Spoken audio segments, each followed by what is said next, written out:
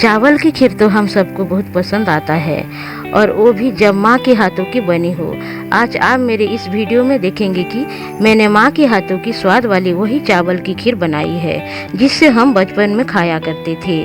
तो आप इस वीडियो को एंड तक देखिए, और वीडियो पसंद आए तो लाइक और शेयर जरूर।